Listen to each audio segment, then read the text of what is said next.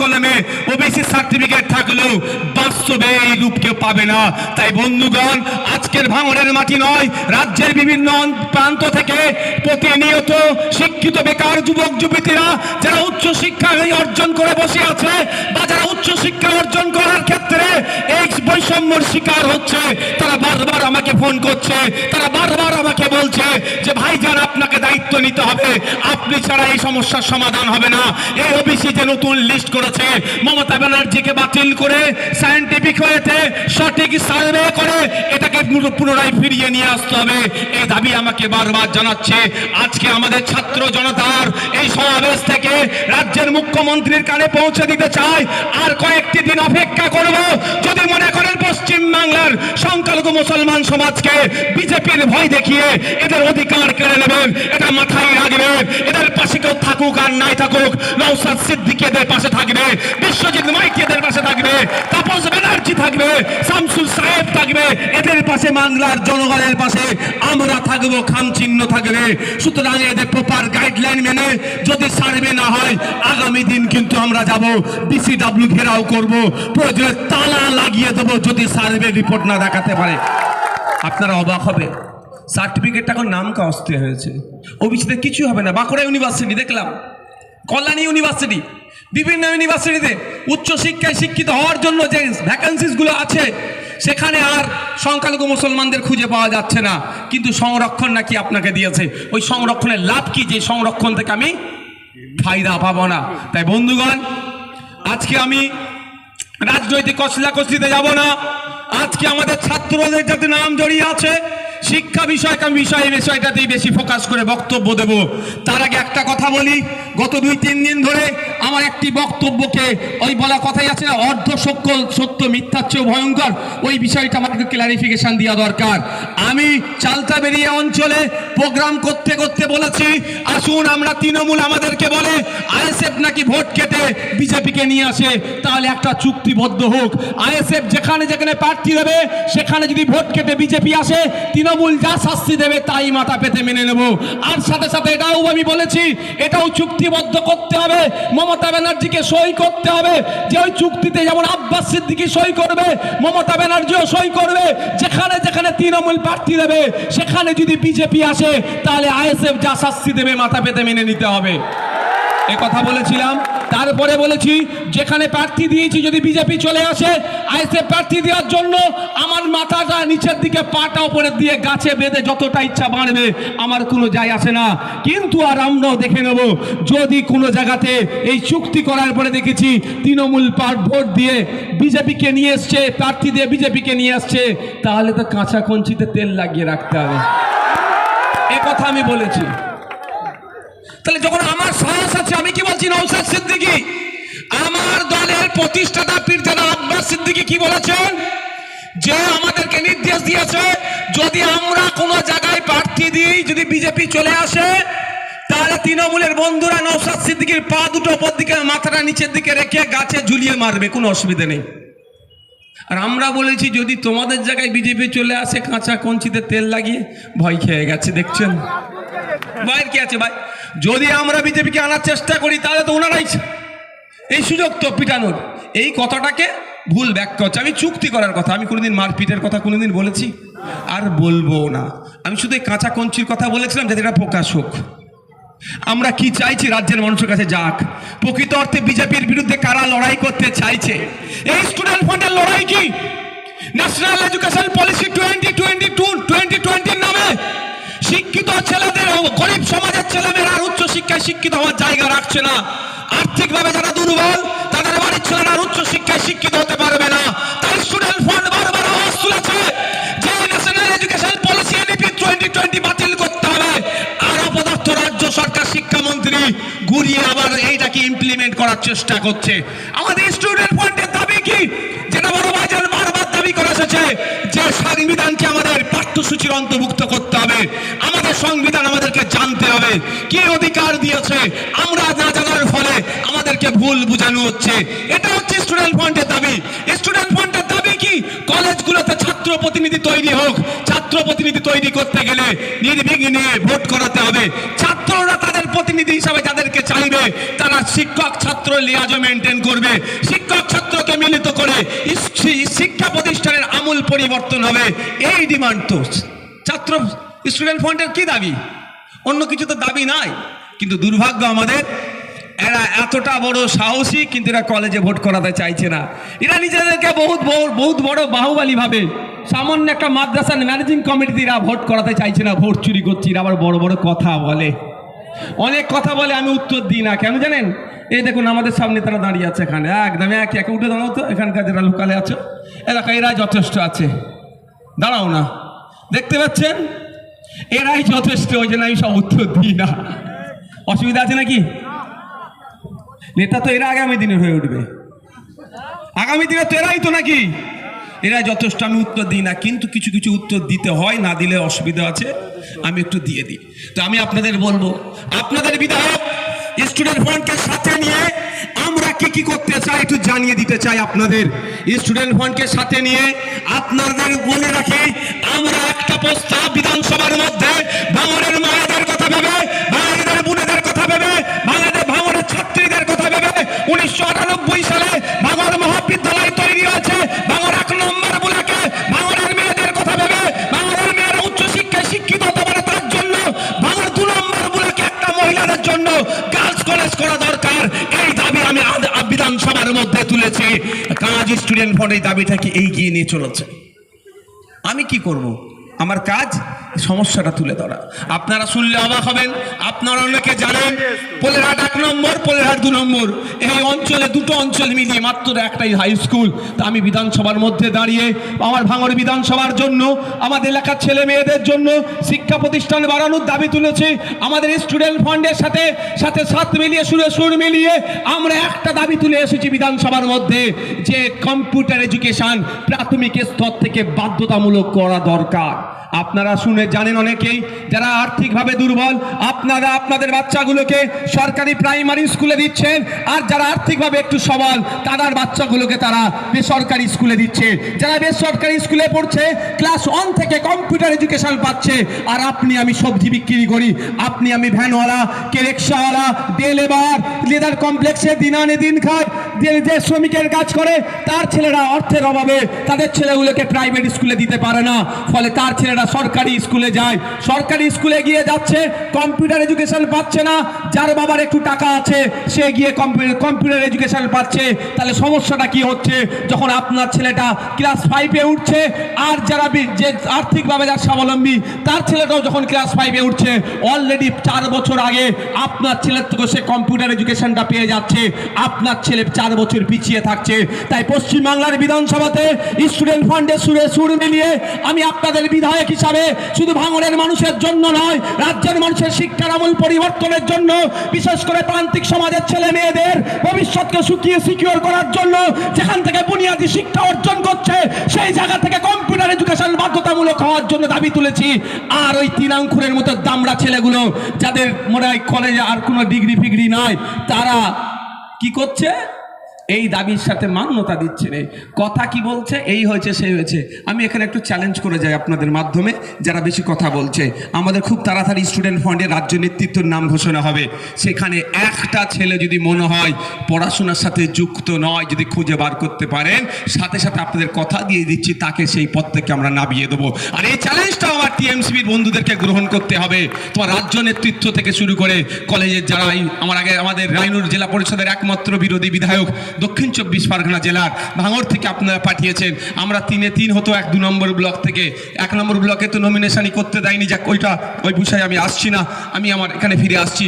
তো ও বলল কি যে কলেজে চাকরি করে সেও আবার টিএমসিপি করছে, এটা কি করে হয়? যাক, সেই চ্যালেঞ্জটা আমি দিলাম। অনেকে অনেক কথা বলছে, এই আপনারা কি আমরা কেউ লুঙ্গি পরে এসেছি না? আমরা যেটা বিজেপি কথা বলে, যে ভাষায় বিজেপি কথা বলে, লুঙ্গিওয়ালাদের দেখলে তাদের ফেটে যায়। কিন্তু সাউথ ইন্ডিয়া চলে যাবেন, ওখানে ওদের ঐতিহ্য কালচারই হচ্ছে লুঙ্গি। সাউথ ইন্ডিয়ার এমপিগুলো আমরা দেখেছি, সত্যি ওদের স্যালুট করতে হবে। পার্লামেন্টের উভয় কক্ষে লুঙ্গি পরে এসে ওদের ঐতিহ্যকে বজায় রাখে। বিজেপি যে ভাষায় মুসলিম সম্প্রদায়কে লুঙ্গি বাহিনী বলে দেখে দেয়, গত কয়েকদিন ধরে দেখছি এই ভাঙড়ে শিক্ষার আমূল পরিবর্তনের জন্য, ভাঙড় স্কুলের টিচারের জন্য, ভাঙড়ে নতুন কলেজের জন্য, ভাঙড়ে হোস্টেল মহিলাদের আলাদা কলেজের জন্য স্টুডেন্ট ফান্ড আর আমার পক্ষ থেকে যে সংগ্রাম চলছে, এই সংগ্রামকে উলঙ্ঘিত করার জন্য আমাদের আজকে এই সমাবেশে অভিভাবক যারা এসেছেন তারা নাকি লুঙ্গি পরে আসবে বলে তাদেরকে খিল্লি করছে। তাহলে বুঝে নিতে হবে বিজেপি যে ভাষায় কথা বলে আর ওইদিকে নটোরিয়াস ক্রিমিনালের আশপাশে যারা ঘুরছে তারাও এক ভাষায় কথা বলছে। কোনো জায়গায় শুভেন্দু অধিকারীর সাথে মমতা ব্যানার্জির যে পার্থক্য নয় এটা পুরোপুরি বোঝা যাচ্ছে।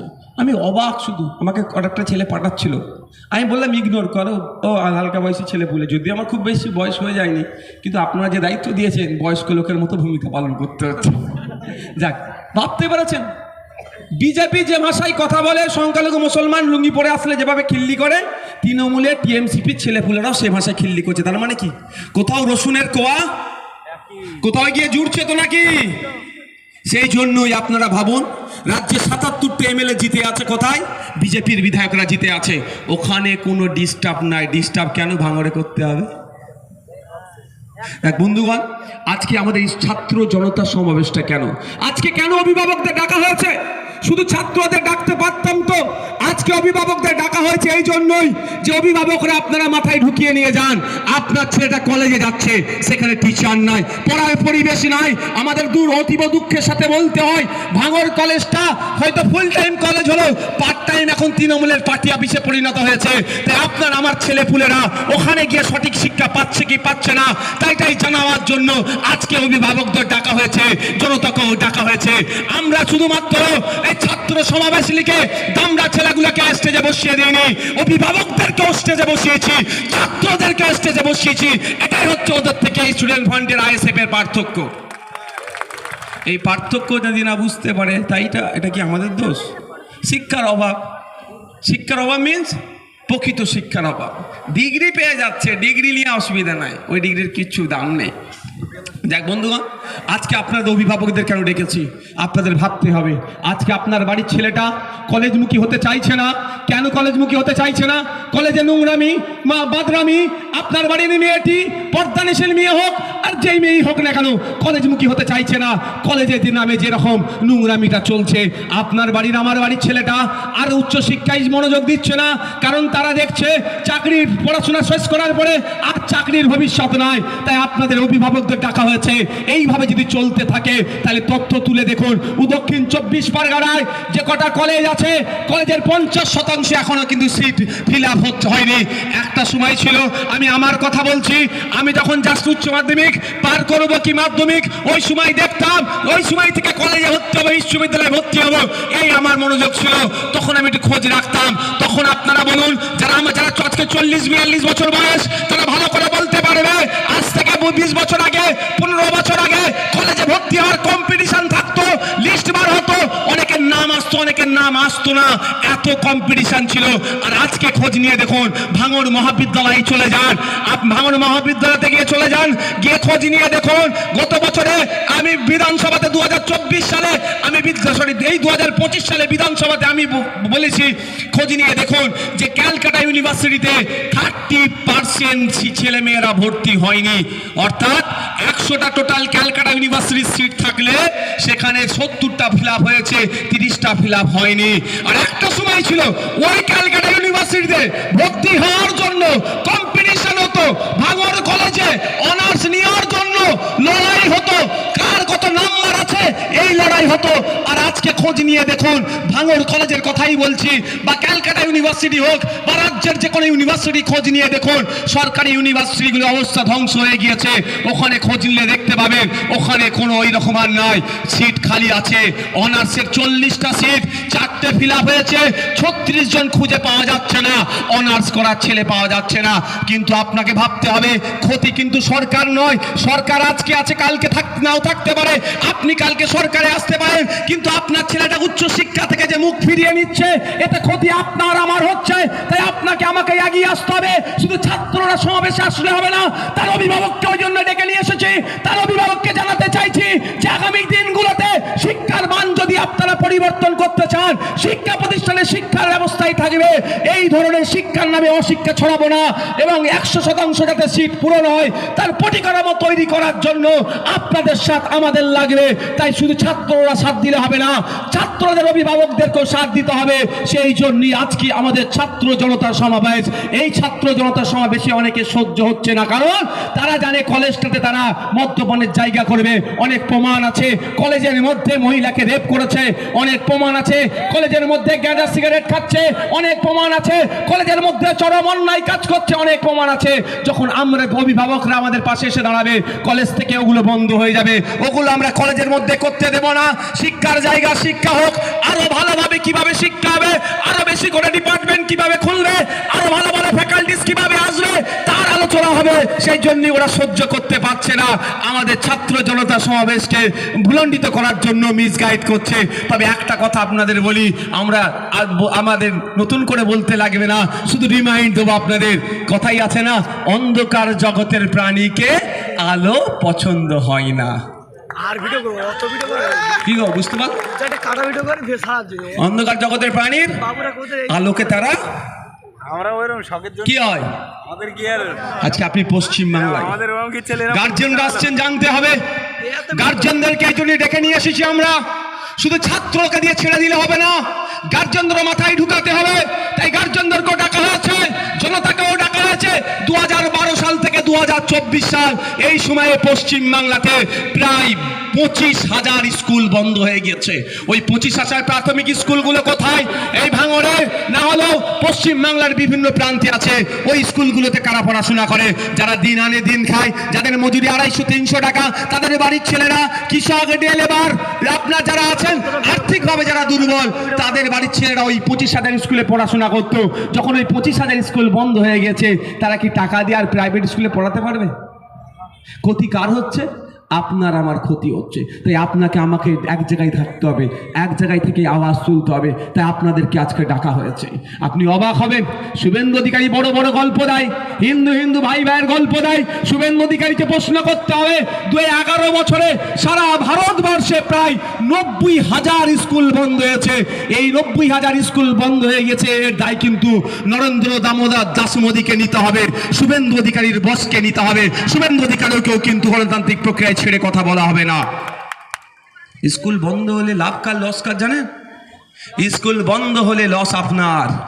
এই যা গার্জেনগুলোকে ডেকে নিয়ে এসেছি আজকে, তাদের। আর লাভ শিল্পপতিদের, পুঁজিপতিদের। আমি একটা উদাহরণ দিচ্ছি। শানপুকুর গ্রাম অঞ্চলের মাঝেরাইট গ্রামে একটা প্রাইমারি স্কুল আছে। ওই প্রাইমারি স্কুলটা বন্ধ হয়ে গেলে লাভ কার হবে? সরকারের হবে, লস হবে ওই এলাকার মানুষের। কারণ স্কুলটাকে জেসিবি লাগিয়ে কি তুলে নিয়ে চলে যাবে নাকি? এরকম হয়? তাহলে ওই স্কুলটা কিছুদিন বন্ধ থাকবে। বন্ধ থাকার পরে দেবেন হঠাৎ রংচং হচ্ছে, হয়ে দেবেন সামনে কিছু গাছ ফাছ, ফুল গাছ টুল গাছ লাগিয়ে শুধু চাকচিক্য করে দিয়েছে, প্রাইভেট স্কুল হয়ে যাবে। যেটা 250 টাকা দিয়ে আপনার ছেলে 1 বছর ধরে পড়াশোনা করতো, ওই স্কুলই আবার প্রাইভেট হয়ে যাবে, আদানি আম্বানি শিল্পপতিদের হাতে তুলে দেবে। ওই স্কুলটাই কি হয়ে যাবে? তখন মাসে 2000 টাকা দিয়ে আপনার ছেলেকে পড়াতে হবে। আপনি পারবেন না? সম্ভব কি ভাই? তাহলে কি আপনার ছেলে পড়াশোনা থেকে দূরে যাবে? আর আপনার ছেলে পড়াশোনা করলে বোমগুলি পিস্তল হাতে তুলবে না? আপনার ছেলে যদি পড়াশোনা করে তাহলে আর তামান্নাকে বোম মেরে খুন করতো, যার স্মরণে আজকে আমাদের এই। যদি আপনার ছেলে সঠিক থাকতো তাহলে আনিসকে হত্যা করার দিকে এগিয়ে দিত না। আপনার ছেলে যদি উচ্চশিক্ষায় শিক্ষিত হতো তাহলে রোহিত ভেমুলাকে তারা খুন করতো না। সলিল আবার যেগুলো ইতিহাসগুলো আছে সেগুলো আর তৈরি হতো না। তাই বন্ধুগণ, আপনাকে আমাকে তৈরি হতে হবে, আপনাকে আমাকে জাগ্রত হতে হবে, আপনাকে আমাকে আপনার আমার লড়াই লড়ে নিতে হবে। আপনার আমার পাশে কেউ থাকবে না। আপনি যদি মনে করেন আপনার লড়াইটা কেউ লড়ে দেবে, সম্পূর্ণ পিতা হবে, এই লড়াই আপনি জিততে পারবেন না। তাই বন্ধুগণ, হ্যাঁ নেতৃত্ব কেউ দিতে পারে, কিন্তু নেতৃত্বের হাতে লড়াই তুলে দিয়ে আপনাকে ঘুমালে চলবে না।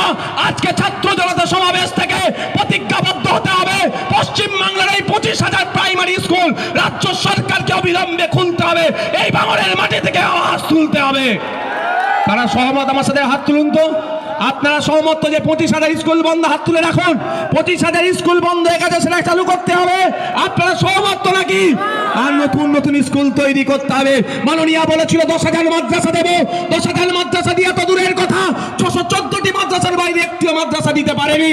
উল্টে আমরা কি দেখলাম? 10,000 মাদ্রাসাতে 614টি মাদ্রাসাতে 10,000-এর বেশি শূন্য পদ হয়ে গিয়েছে। তাই আমাদের আওয়াজ তুলতে হবে। আমি আপনাদের বারবার বলছি, আমার লড়াইটা কোথাও আপনাদের বুঝতে হবে।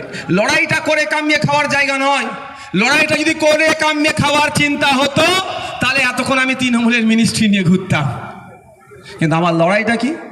সমাজকে কিছু দিতে হবে, সমাজের জন্য চলতে হবে, না হলে কি হবে? ওই দেখতে পাচ্ছেন না কি অবস্থা চলছে। এই আপনি একটা কথা বলবো, খারাপভাবে নেবেন না তো ভাই। শুধু আপনাদের নয়, সারা রাজ্যের কথা বলছি। SIR নিয়ে আতঙ্কিত করা হয়েছিল তো। কেন আতঙ্কিত করা হয়েছিল? আমাদের শিক্ষা দুর্বলতার জন্য। আপনাদের মধ্যে অনেকে আতঙ্কিত হয়নি, আবার অনেকে হয়ে গিয়েছে। কেন আতঙ্কিত হয়নি? কারা?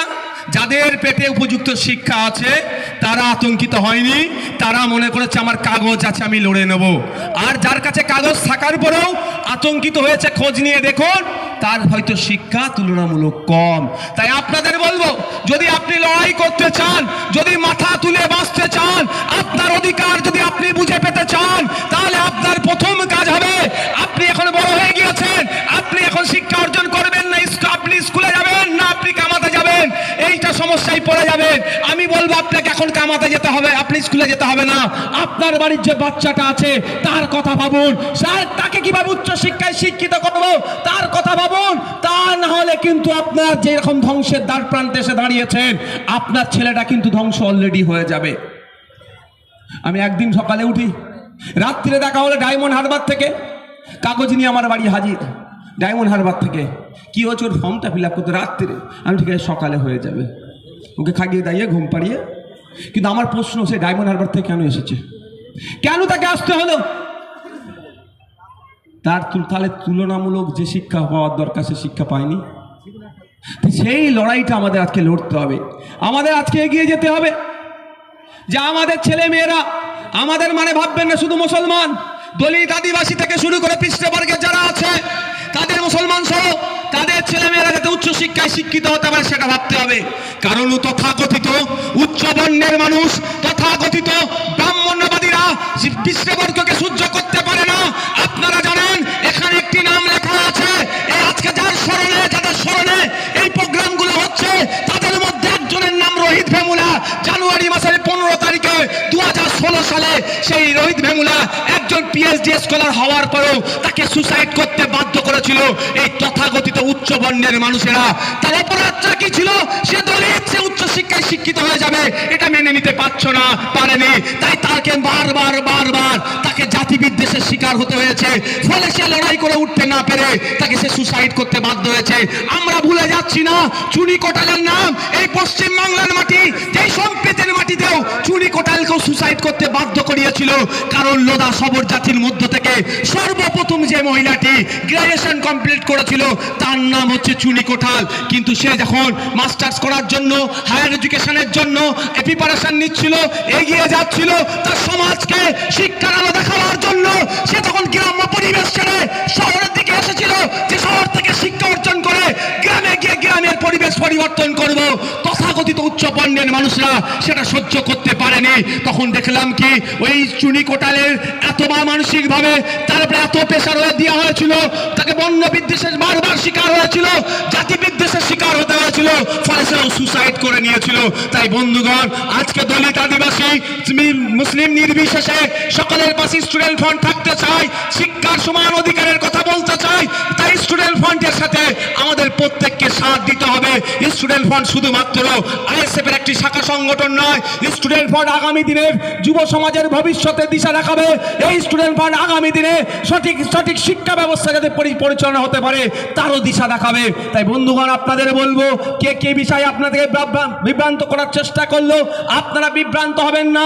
স্টুডেন্ট ফ্রন্ট যেমন একদিকে দাবি তোলে ফেক ST/SC সার্টিফিকেট বাতিল করতে হবে, ঠিক একইভাবে স্টুডেন্ট ফ্রন্ট দাবি তোলে যে OBC নতুন যে লিস্ট হয়েছে এসেছে, সংখ্যালঘু মুসলমানরা যেখানে বঞ্চিত হচ্ছে, এই বঞ্চনার অবসান হওয়া দরকার। নতুনভাবে সায়েন্টিফিক ওয়েতে প্রপার সার্ভে করে ওবিসি লিস্ট যেমন তৈরি করতে হবে, ঠিক একইভাবে ফেক ST/SC মানুষ ST/SC সে যে সার্টিফিকেট নিয়ে যে পরিষেবা নিচ্ছে সেইগুলোকেও বন্ধ করার ব্যবস্থা করতে হবে।